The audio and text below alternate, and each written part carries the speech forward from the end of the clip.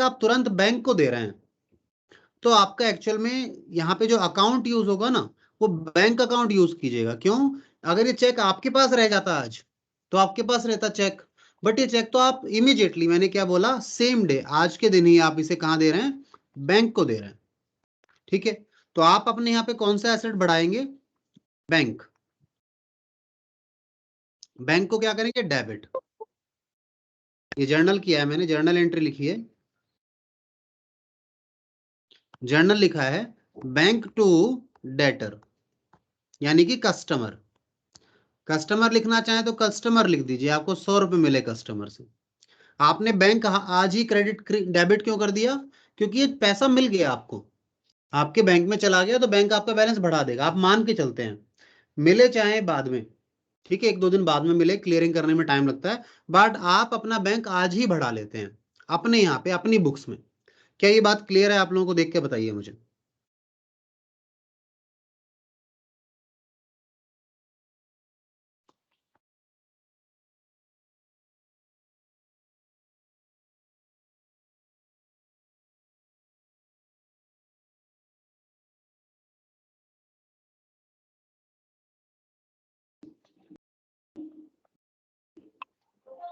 Deposited into bank, बताइए क्या ये ट्रांजैक्शन क्लियर है सभी बच्चों को? देखकर बताइए एक बार मुझे, फिर मैं आगे चलना चाहूंगा।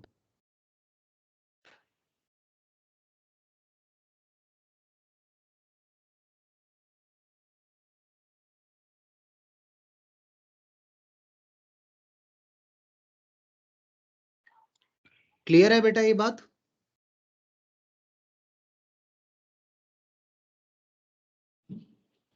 जवाब नहीं आ रहा है मुझे बच्चों का, कहाँ है सभी? Yes sir, yes sir. ठीक है, बाकी सुमित समझ में आया बेटा? सर अगर यहीं यस पर सर। ये होता है कि सबमिट ना करके, मतलब मनी को डिपॉजिट ना करके उस कैश को अगर और किसी टाइम करते तो चेंज होता क्या इसमें कुछ? हाँ हाँ, बिल्कुल चेंज होता, बिल्कुल। अभी जो नेक्स्ट में आपके साथ ट्रीटमेंट समझने जा रहा हूँ ना, वो चेंज वाले पे ही है। अभी अगला जो पढ़ेंगे हम लोग, वो उसी पर है। देखिए, अब अगले पर चले, पॉइंट पर। फोर्थ जो केस ले रहा हूं मैं आपके साथ, यही ले रहा हूं मैं। केस नंबर 4 जो है, यही है, चेक या फिर ड्राफ्ट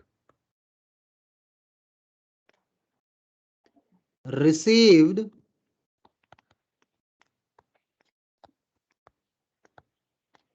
फ्रॉम कस्टमर। ठीक है, रिसीव हो गया कस्टमर से, but not sent to bank,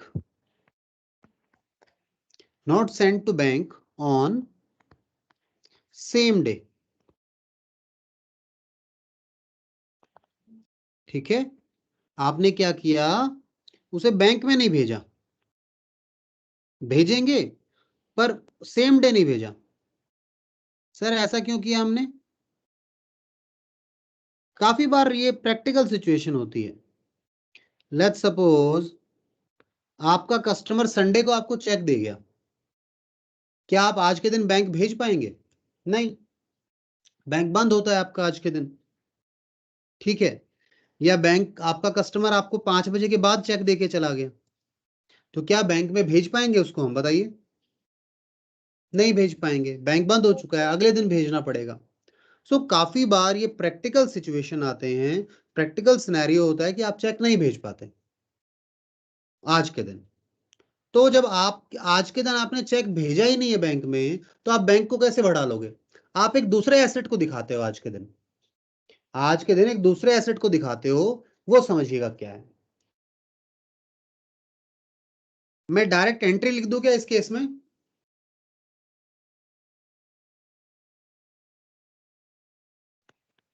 अब अगर आप लोग समझने लगे हैं तो मैं डायरेक्ट एंट्री लिखना चाहूंगा।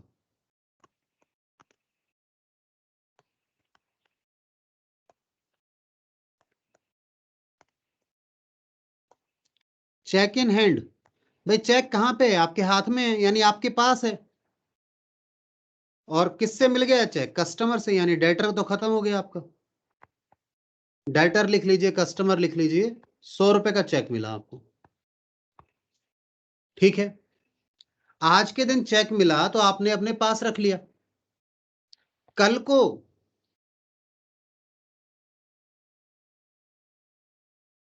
when you will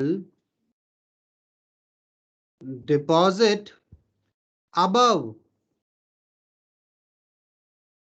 चेक या फिर ड्राफ्ट इन बैंक, तो जब आप बैंक में जमा कराएंगे उस दिन क्या करेंगे?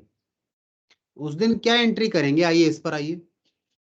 आप कहेंगे देखो कैश और बैंक का बैलेंस बढ़ गया और आपने कहा था जो चेक मेरे पास था वो खत्म हो गया, मैंने चेक दे दिया, बैंक को दिया, और उस बैंक ने मेरा चेक देने के बाद क्या किया? मेरा बैलेंस बढ़ाया। ये एंट्री आएगी। समझिए इस बात को। तो अगर इन दोनों एंट्री को देखो ध्यान से आप, इन दोनों एंट्री को, तो इस एंट्रियों में आपका ये वाला डेबिट, ये वाला डेबिट और ये वाला क्रेडिट आपस में खत्म हो गया। नेट एंट्री बची क्या? Bank debit to debtor. Entry वही हुई है जो पहले नंबर 3 में हुई थी कि जब चेक आप डायरेक्ट जमा करा देते थे, bank to debtor. But situation में थोड़ा चेंज आया। पहले चेक आपके पास आया, जैसे मैं बोलूं आज मैंने आपको 100 रुपए दे दिए, ठीक है, मैंने कहा किसी आप स्कूल में दे देना है 100 रुपए। तो शाम में जब अपना कैश मैच करोगे तो कैश वो 100 रुपए आपके गले में पर रखे होंगे, तो आपका कैश बढ़ना चाहिए नहीं बढ़ना चाहिए? उससे बिल्कुल बढ़ना चाहिए।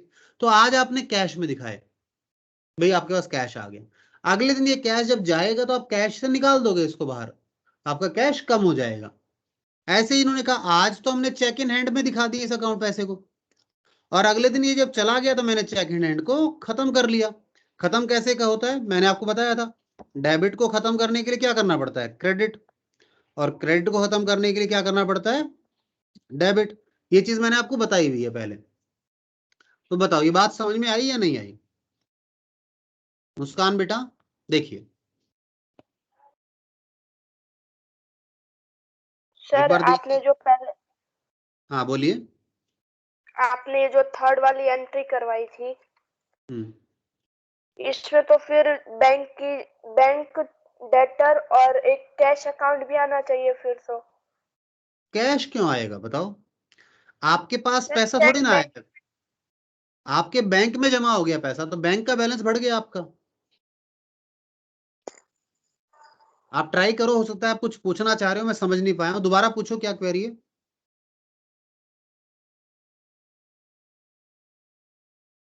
जानवी बेटा। सर जैसे किसी डेटर ने हमें चेक दिया बिल्कुल दिया। तो चेक हम डिपॉजिट करेंगे तो कैश तो मिलेगा ना हमें वापस। हाँ कैश तो मिलेगा, बट कहाँ मिलेगा कैश? हमारे खाते में जुड़ेगा या हमारे कैश काउंटर में जुड़ेगा? क्योंकि देखो दो चीजें हैं, इन दोनों को डिफरेंशिएट करना पड़ेगा हम लोगों को। इन दो चीजों को क्या क्या सुनिए। जानवी का डाउट बिल्कुल सही है, पर मैं उस पर थोड़े से आइडिया दूं जानवी को, तो फिर डाउट खत्म हो जाएगा। देखिए, एक है कैश अकाउंट, एक है बैंक अकाउंट। याद है? अगर आप कैश अकाउंट से पैसा निकाल के यहां भेज देते हो तो क्या करते हो? कैश को क्या करते हो? क्रेडिट। और बैंक को क्या कर देते हो? डेबिट। क्यों? क्योंकि आपका कैश गया कहां? गया बैंक में गया। जब आपको चेक मिला था कस्टमर से तो आपके पास क्या आया? वो चेक जो मिला आपको उसका पैसा कहां आएगा? यहां आएगा या यहां आएगा बताओ?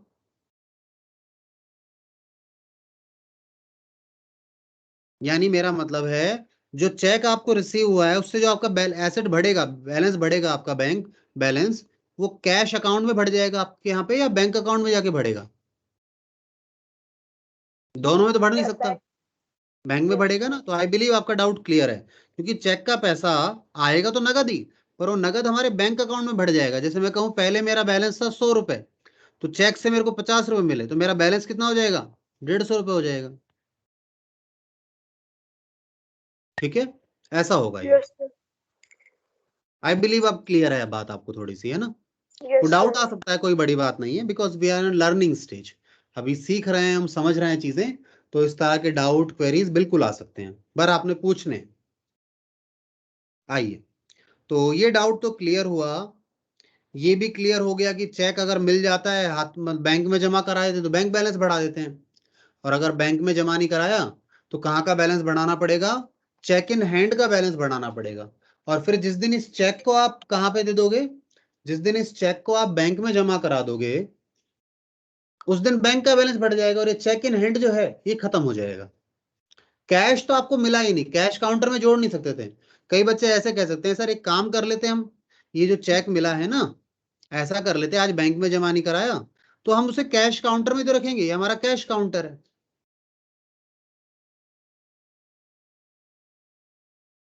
कैश काउंटर है, इसमें कैश भी रख दिया हमने जो बैलेंस पड़ा था, चेक भी यहीं पड़ा है। इसको भी सर टोटल करके लिख ले, क्या बेटा टोटल तो लिख लो, कोई दिक्कत नहीं है, बट क्या टोटल ये कैश कहला सकता है? नहीं कहला सकता, कभी भी नहीं। ये कैश टोटल नहीं हो सकता, इसमें कैश प्लस चेक है, तो दोनों को अलग अलग दिखाना पड़ेगा, कैश अलग है चेक अलग है। ठीक है, और जिस दिन ये चेक बैंक में चला जाएगा तो यहां से खत्म होकर बैंक का बैलेंस बढ़ जाएगा।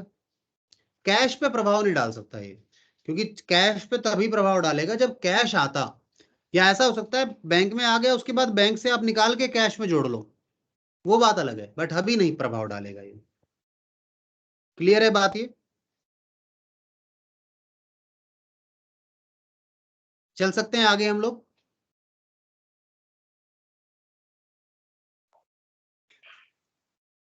ठीक है, तो मैंने आपको अभी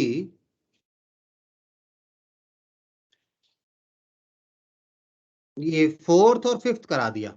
ये फिफ्थ था, जो अबव चेक था वो बैंक में जमा कराया, मैंने 5 टाइप के ट्रांजेक्शन्स करा दिए आपको। अब आते हैं एक और पे। ठीक है, अगला सुनिएगा, सिक्स ट्रांजेक्शन, डायरेक्ट डिपॉजिट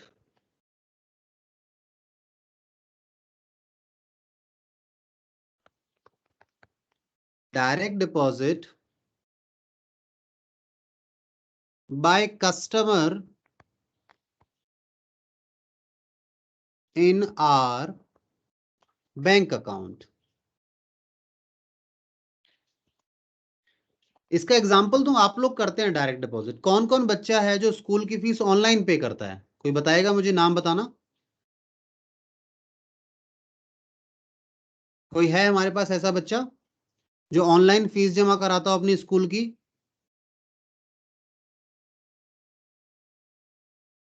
कोई नहीं है क्या? यस। है ना, कराते हैं आप लोग। आप मतलब आपके पेरेंट्स कराते हैं, आपसे मेरा मतलब है आपके पेरेंट्स। ठीक है, तो आप लोग ऑनलाइन डिपॉजिट करते हैं। तो ऑनलाइन डिपॉजिट का मतलब क्या हो गया? कस्टमर ने डायरेक्टली क्या किया? कस्टमर यानी कि स्टूडेंट ने डायरेक्टली हमारे बैंक अकाउंट में पैसा जमा करा दिया। ठीक है, डायरेक्ट डिपॉजिट करा दिया, हमें पता ही नहीं है। बिजनेस बेचारा यहाँ बैठा है, उसको पता ही नहीं कि उनके अकाउंट में पैसा आ गया। ठीक है, यानी कि आपका स्कूल को नहीं पता। फिर आप क्या करते हैं, एक स्क्रीनशॉट भेजता है कस्टमर, बैंक स्कूल को एक स्क्रीनशॉट भेजता है, यानी कि इंफॉर्मेशन देता है स्कूल को कि हमने भाई फीस जमा करा दी है। फिर स्कूल क्या करता है, बैंक के साथ चेक कर लेता है यहाँ से, और कहता है हाँ जी पैसा आ गया आपका, ओके है, काम हो गया। यानी पैसा तो हमारा, ये अकाउंट तो हमारा ही है, पर डायरेक्ट करा दिया आपने, हमें नहीं पता, तो क्या दिक्कत है? आपने पैसा जमा कराया, कहाँ कराया? बैंक में। ठीक है, किसने कराया? आपने, यानी कस्टमर ने। तो कौन दो इन्वॉल्व हुए अकाउंट? यहाँ तो बैंक अकाउंट इन्वॉल्व हो गया, और दूसरा कस्टमर अकाउंट इन्वॉल्व हो गया, दो चीजें इन्वॉल्व हो गई। तो इसकी एंट्री तो हम पहले कर चुके हैं आपके साथ, देखिए आप लोग, ये एंट्री की थी ना हमने।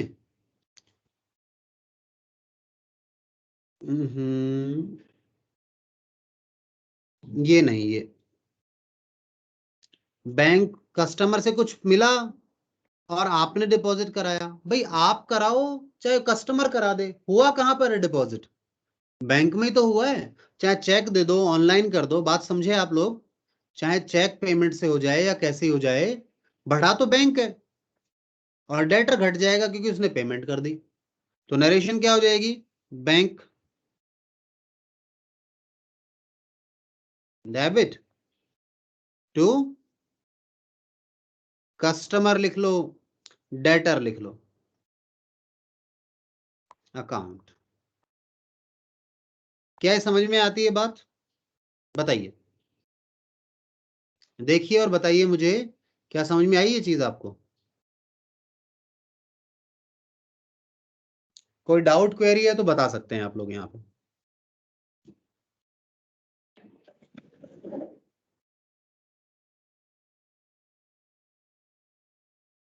बताइए जी, है क्या डाउट क्वेरी कोई? इसमें कार्ड कार्ड भी इन्वॉल्व हो जाएगा ना इसमें?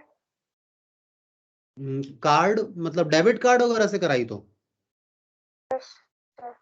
नहीं नहीं, इसमें कार्ड देखो, इसमें हुआ क्या एक्चुअल में, देखो आपने कस्टमर ने कराई तो अपने बैंक अकाउंट से कराई होगी ना, या डेबिट कार्ड से कराई होगी, पर हुआ है तो आपका ही अकाउंट ना।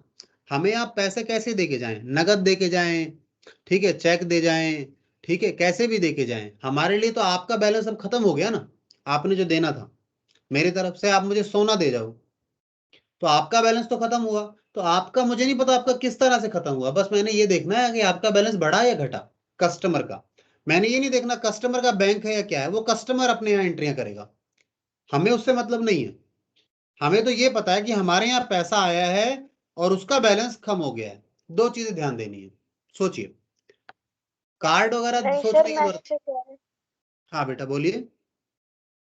इसमें जो ये आपने जर्नल एंट्री की है, इसमें कार्ड का भी एज इट इज होगा ना? हाँ हाँ बिल्कुल, कैसे भी पे कर दें आप, कार्ड से पे करें, हाँ, फोन पे से पे करें, नेट बैंकिंग से पे करें, पेटीएम से करें, कैसे भी करें, आपके यहाँ से हमारे पास पैसा आ गया, बात इतनी सी है। और पैसा आ गया तो उसकी एंट्री जो होनी है वही होगी। आई बात समझ में बेटा? Yes sir. हम्म, चलिए, सभी को आ गई क्या? बाकी बच्चे भी बताइए जी। इधर हमारे पास केशव है, सुमित है, मुस्कान, श्रेया, जानवी, नेहा। जानवी से तो बात हो गई, बाकी बच्चे बताइए।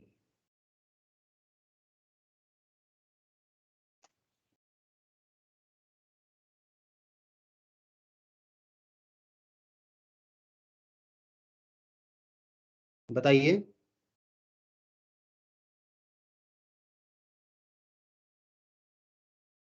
Yes sir. ठीक है जी, तो फिर अब आगे चलते हैं इस ट्रांजेक्शन से। अगर सबको समझ में आया है तो, नहीं आया हो तो आप बिल्कुल पूछिए, बिल्कुल मना नहीं है पूछने के लिए, पूछेंगे तभी क्लैरिटी मिलेगी, मैं तो ये मानता हूँ। ठीक है, तो आगे चलेंगे यहाँ से। हमने डायरेक्ट डिपॉजिट देख लिया, कस्टमर ने डायरेक्ट हमारे खाते में जमा करा दिया, तो कस्टमर खत्म और हमारे पास पैसा आ गया, यही बात थी बस।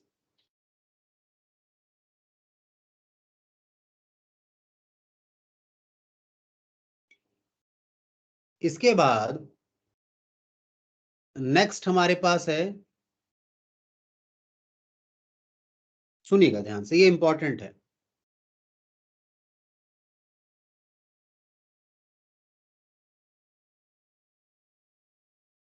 Check received from customer earlier, मतलब पहले कभी कस्टमर ने एक चेक दिया था, ठीक है, ठीक है, नाउ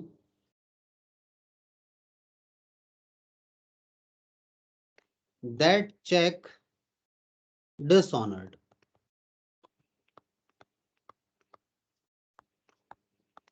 ठीक है, आपको पता है मैंने चेक में बताया एक खतरा है, क्या खतरा है?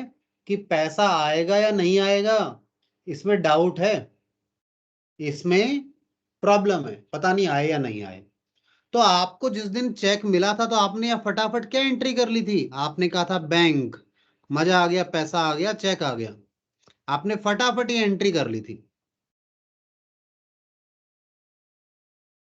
कस्टमर या फिर डेटर।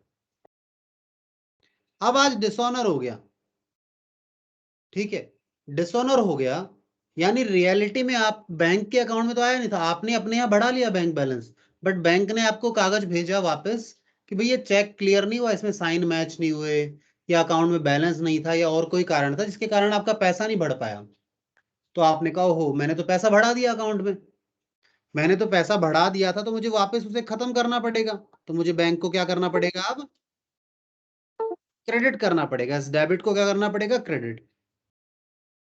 और मैंने जिस डेटर को खत्म कर लिया था, डेटर को खत्म कर लिया था, अब उससे दोबारा पैसा लेना है, तो उसे दोबारा डेटर बनाओ।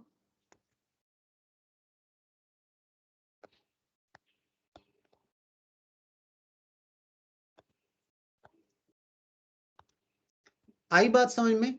ये एंट्री होगी कब? आज के दिन।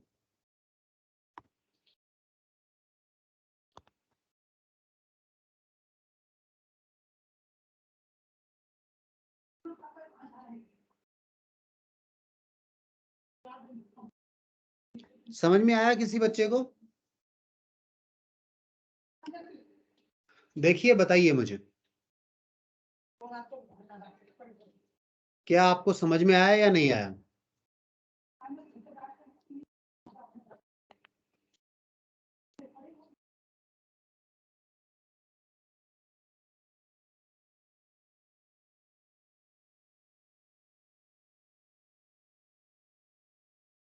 Yes sir.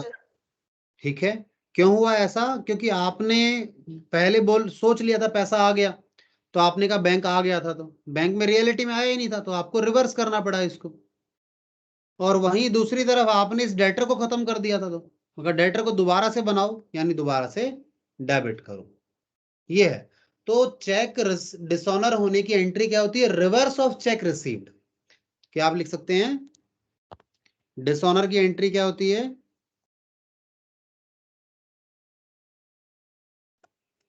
डिसऑनर की जर्नल एंट्री क्या होगी? इज रिवर्स्ड ऑफ चेक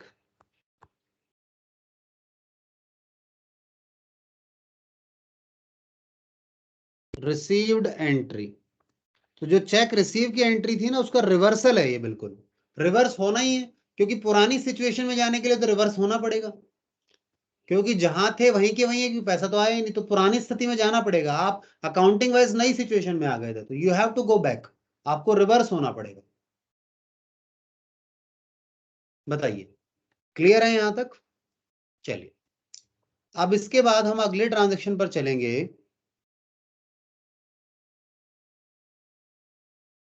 सुनिए, 8th ट्रांजेक्शन सुनिएगा।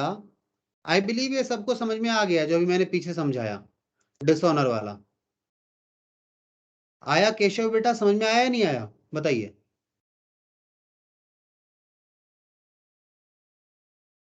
केशव,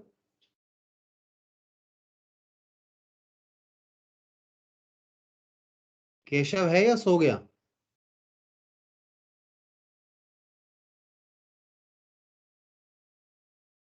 कोई जवाब नहीं आ रहा केशव का। सुमित, आया क्या समझ में पीछे समझाया जो डिसऑनर वाली एंट्री?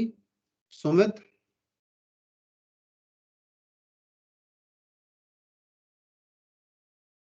सुमित का भी कोई जवाब नहीं आ रहा है।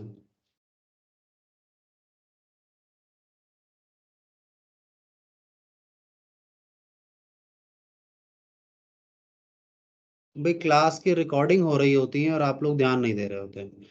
मुस्कान, आ गया बेटा आपको समझ में? Shreya, yes sir. Yes sir. और नेहा? Yes sir. चलिए ठीक है। ये सुमित और केशव पता नहीं कहाँ गायब है, ये क्लास ऑन करके लगता है चले गए कहीं। ठीक है, ऐसा लगता है यहीं पे। ठीक है। बच्चे कह रहे हैं सर यहीं पर है। अच्छा सुनिए, तो अब आप लोग यहीं पर हैं तो मेरी अगली बात सुनिए ध्यान से और मुझे बताइएगा। देखिए, आपको याद है जब आपको पैसा मिलता था आप डिस्काउंट देते थे, कैश डिस्काउंट, ग्राहक को याद है ना? तो चेक यस मिलता सर। है तो भी तो डिस्काउंट दे ही सकते हैं, क्योंकि वो भी पैसा ही है भाई। चेक मिल गया, पेमेंट मिल गई, हमें थोड़ी पता है पैसा नहीं आएगा, हम तो मान के चल रहे हैं चेक आ गया तो पैसा आ ही जाएगा, ठीक है। बट डिसऑनर हो जाता है कई बार। तो सुनिए,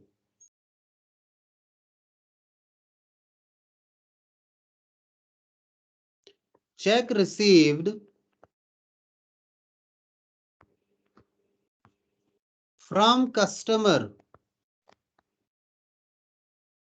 and discount allowed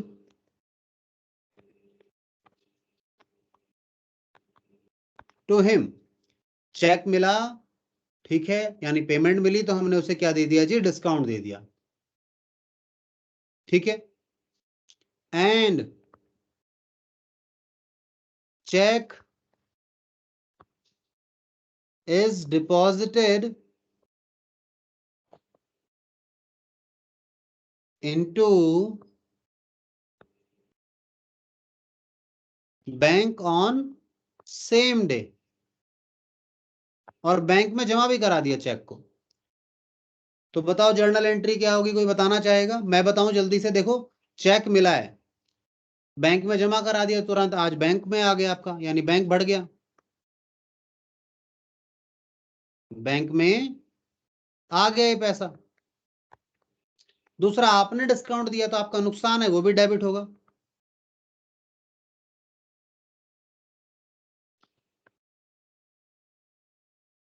और आपने चेक जिससे मिला है कस्टमर से, उसका खाता खत्म अब, ठीक है। तो कस्टमर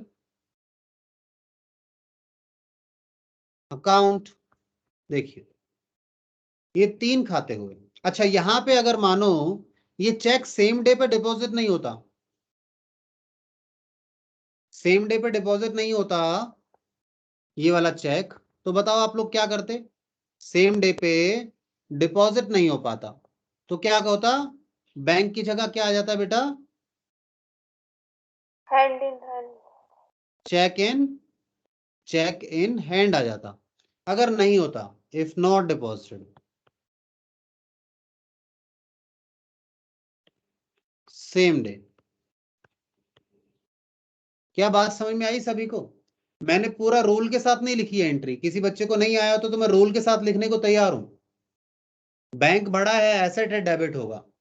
डिस्काउंट नुकसान है, बढ़ा है, खर्चा है, डेबिट होगा। डेटर घट गया है और डेटर घटता है, एसेट है, तो क्रेडिट होता है। बताइए आया या नहीं आया समझ में? ये मैंने आपको पता है इसमें साथ में ये वाला कौन सा पॉइंट था? ये आपकी बुक का 9th वाला पॉइंट मैंने आपको करा दिया, नहीं सॉरी 8th का बी है ये 8th का ए था, ये 8th का बी है।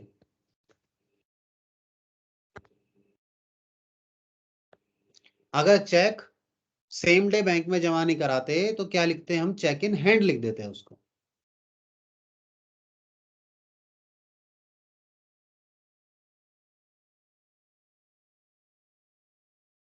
8th का बी भी नहीं है, सॉरी 8th का बी तो अलग है कुछ।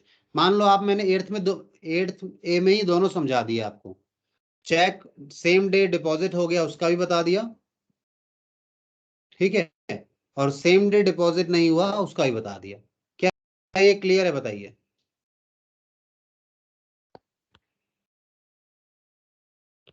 Yes sir. ठीक है, अगर ये बात क्लियर है तो इसके बाद आगे चलें, इसके आगे चलते हैं हम लोग। आगे हमारे पास क्या आएगा जी?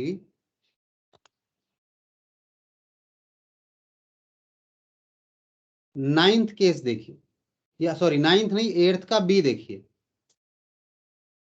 8th का बी देखिए, कहता है जो चेक ऊपर रिसीव हुआ था, सुनना,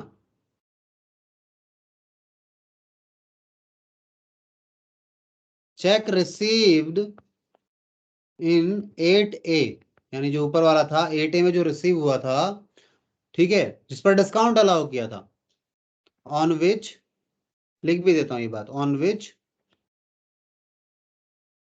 डिस्काउंट इज अलाउड, आपने उस पर क्या दिया था जी, डिस्काउंट दिया था, डिसऑनर हो गया वो, डिसऑनर हो गया, ठीक है। बताइए, जो चेक मिला था ऊपर वो डिसऑनर हो गया। भाई डिसऑनर हो गया तो सर दोबारा से हम डेटर से पैसा मांगेंगे। मानो एग्जाम्पल ले लो, मानो आपके 100 रुपए लेने थे आपने डेटर से, और जब वो देने आया तो आपने 90 लिए और 10 का डिस्काउंट दे दिया था। अब ये वाला जो चेक था ऊपर वाला, ये चेक क्लियर ही नहीं हुआ, डिसऑनर हो गया, तो आप कस्टमर से दोबारा कितने पैसे मांगोगे बताओ? 100 बोलो रुपए। कितने? 100 रुपए मांगेंगे सर। डिस्काउंट गया ऐसा थोड़ी ना, डिस्काउंट तो तब दिया था पेमेंट आ गई होती तो। अब पेमेंट नहीं आई तो दोबारा मांगेंगे। और सर दूसरा हमने ना अपना बैंक बढ़ा लिया था, उसे खत्म करेंगे, कितने से 90 से बढ़ाया था। और सर वो जो डिस्काउंट दिया था ना उसको भी खत्म करेंगे, डिस्काउंट अलाउड जो था उसको भी खत्म करेंगे। वो खत्म डेबिट हुआ था, उसे खत्म करके हमने क्या कर दिया, क्रेडिट कर दिया। तो क्या बात बताओ, क्या समझ में आया? या धीरे कराऊं, एंट्री को तोड़ तोड़ के कराऊं? मैंने जर्नल एंट्री को अब डायरेक्ट लिखना शुरू किया है। अगर आप कहेंगे अभी समझ नहीं आ रहा है तो मैं ब्रेकअप करके लिखने को तैयार हूं एंट्री को। बताइए, आप जैसा कहेंगे वैसा करेंगे, समझ में आना चाहिए बस।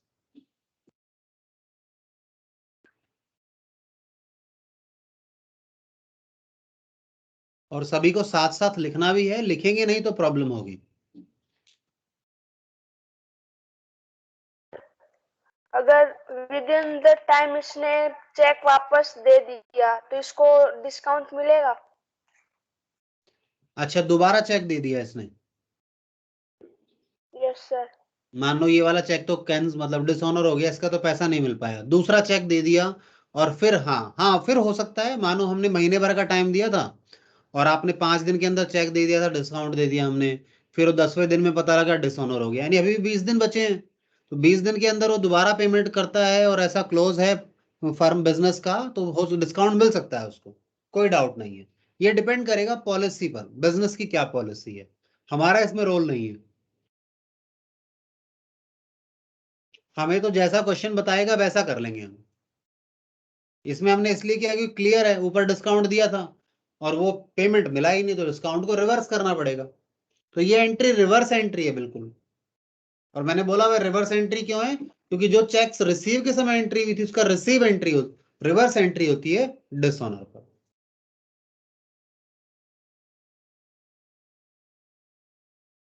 देखिए जी, क्या समझ में आता है ये, बताइए मुझे।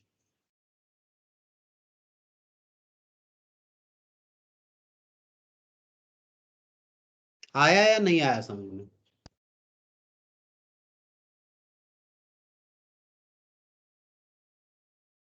बोलिए। आ गया मुस्कान बेटा, बात समझ में क्लियर है क्या? Yes sir. ठीक है, चलिए इसके बाद एक दो एंट्रियां और हैं, उन्हें भी क्लियर कर लें। नहीं ज्यादा है क्या एंट्रियां? चलो एक काम करेंगे, बाकी की एंट्री कल हम कर लेंगे, अभी मैं आपके साथ इन्हें एक बार वैसे ऑरली डिस्कस कर लेता हूँ, ठीक है ना? ऑरली डिस्कस करता हूँ, आपसे पूछ लेता हूँ। मैं रिकॉर्डिंग को स्टॉप कर देता हूँ यहाँ पे।